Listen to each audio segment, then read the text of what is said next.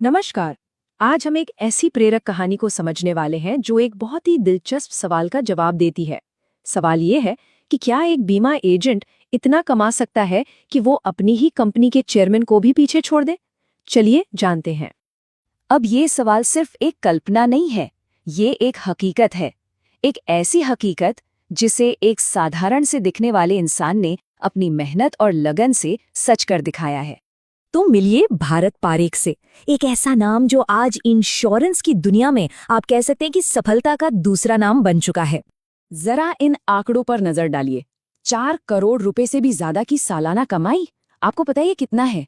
ये LIC के chairman की सैलरी से भी लगभग 5 गुना ज्यादा है। अब सवाल यह है कि ये हुआ कैसे? देखिए, ये कोई लॉटरी तो थी नहीं, ये सालों की जी तोड़ मेहनत का नतीजा था। हर बड़ी कामयाबी की कहानी की एक शुरुआत होती है, और भारत पारेख की कहानी किसी बड़े आलीशान ऑफिस से नहीं, बल्कि एक छोटे से शहर की मजबूरियों और जिम्मेदारियों के बोझ से शुरू हुई थी। जरा सोचिए, सिर्फ 18 साल की उम्र है और कंधों पर पूरे परिवार का बोझ। ये बात है 1986 की, जब भारत पारेख ने LIC एजेंट बनने का फैसला किया।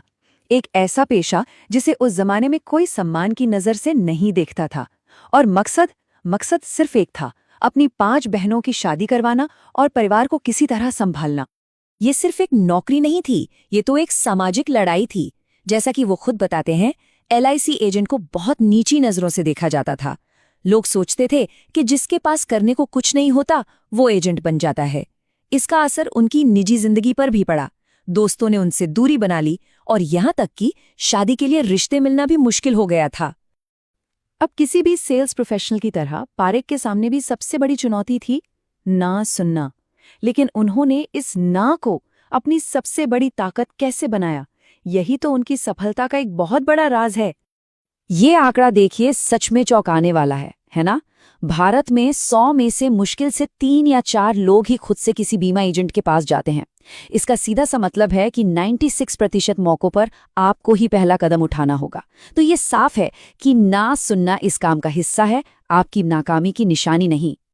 और ये ना भी कई अलग अलग रूपों में आती है, जैसे कि मुझे जरूरत नहीं है, या मेरे पास पैसे नहीं हैं, या फिर मैं बाद में सोचूंगा, या सबसे मुश्किल, मुझे आप पर भरोसा नहीं है। ये सिर्फ बहाने नहीं हैं, ये दरअसल ग्राहक के मन में उठ रहे सवाल हैं, और एक कामयाब एजेंट इन्हीं सवालों का जवाब देना सीखता है। तो फिर इसका सामना कैसे किया जाए? सबसे जरूरी बात यह है कि ना को कभी भी व्यक्तिगत तौर पर ना लें। यह एक फीडबैक है।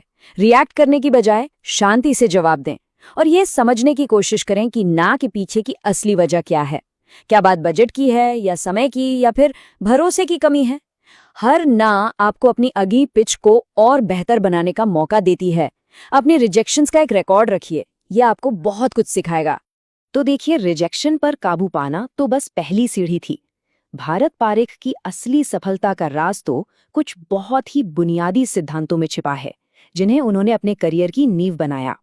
ये 3 शब्द हैं: अनुशासन, कड़ी मेहनत और प्रतिबद्धता। सुनने में तो बहुत सीधे सरल लगते हैं ना, लेकिन पारेख के लिए ये सिर्फ शब्द नहीं थे, ये उनकी रोज की आदतें थीं। अनुशासन का मतलब था एक सख्त डेली रूटीन। कड़ी मेहनत का मतलब था कि हर दिन बिना कोई छुट्टी लिए कम से कम 10 नए लोगों से मिलना, चाहे नतीजा जो भी हो। और प्रतिबद्धता का मतलब था कि हमेशा ग्राहक का फायदा पहले सोचना, अपनी कमीशन का बाद में। और यहीं पर उस सबसे बड़ा मानसिक बदलाव आता है। एक औसत एजेंट एक पॉलिसी बेचने पर फोकस करता है, लेकिन एक असाधारण एजेंट भारत पारेख की तरह एक सल्यूशन देता है।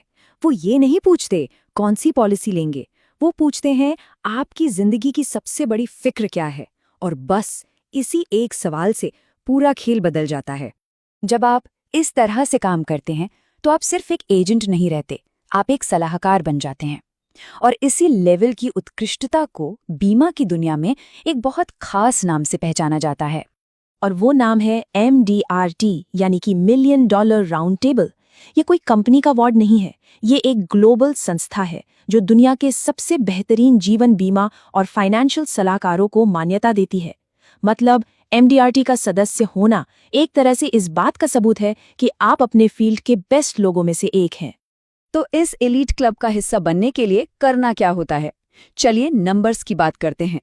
एक एजेंट को 1 साल के अंदर या तो लगभग 29 लाख रुपए का नया प्रीमियम इकट्ठा करना होता है या फिर तकरीबन 7.5 लाख रुपए की नई कमीशन कमानी होती है। हाँ, ये एक बड़ा लक्ष्य है, लेकिन नामुमकिन बिल्कुल नहीं है। और इस लक्ष्य को हासिल करने के फायदे वो सिर्फ पैसे तक ही सीमित नहीं है। MDRT का टैग आपके नाम के साथ एक ग्लोबल पहचान जोड़ता है। ग्राहक आप पर और ज्यादा भरोसा करने लगते हैं। आपको दुनिया के टॉप एजेंट से सीखने का मौका मिलता है। और हाँ, कमाई में तो जबरदस्त उछाल आता ही है। तो भारत पारे की कहानी और MDRT के लक्ष्य से हम क्या सीख सकते हैं? इसे सिर्फ एक मोटिवेशनल कहानी की तरह नहीं, बल्कि अपनी कामयाबी के लिए एक रोड मैप की तरह देखना चाहिए। तो ये है कामयाबी का ब्लूप्रिंट। सबसे पहले एक बड़ा और साफ लक्ष्य तय करें, जैसे कि MDRT। फिर छोटी मोटी पॉलिसियों के बजाय लोगों की बड़ी जरूरतों को हल करने पर ध्यान दें।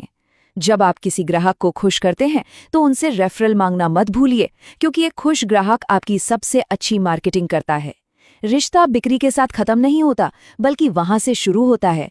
इसलिए फॉलोअप में महारत हासिल करें। और सबसे आखिरी बात, सीखना कभी भी बंद मत कीजिए। और ये सिर्फ उनकी कमाई नहीं है जो उन्हें इतना खास बनाती है। उनके समर्पण को LIC के सबसे बड़े अधिकारियों ने भी सलाम किया है। सोचिए, जब LIC के पूर्व चेयरमैन TS विजयन उन्हें ध्रुव तारा कहते हैं, तो ये उनकी अटूट लगन और दूसरों को रास्ता दिखाने की क्षमता का सबसे बड़ा सम्मान है। भारत पारे की कहानी हमें एक सीधी सी बात सिखाती है कि सही सोच और लगातार कड़ी मेहनत से कुछ भी हासिल किया जा सकता है। तो सवाल अब ये नहीं है कि क्या ये मुमकिन है। असली सवाल तो ये है कि आप अपनी सफलता की कहानी का अगला अध्याय लिखने के लिए तैयार हैं।